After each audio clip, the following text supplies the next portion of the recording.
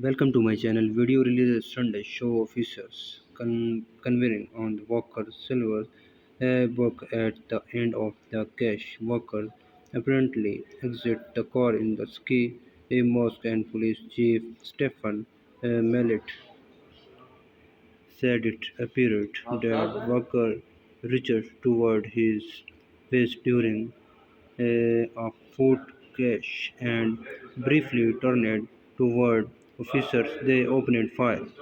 Mallet said the medical examiners found about 60 wounds on Walker's body, although the exact number of shots fired has not been determined. The chief said that when the shootings stopped that officers immediately attempted to prove Kurt Walker but that he died at the scene. The Ohio Bureau of Criminal Investigation is conducting the investigation at the request of the Crown Police. Thanks for watching. Please subscribe my channel.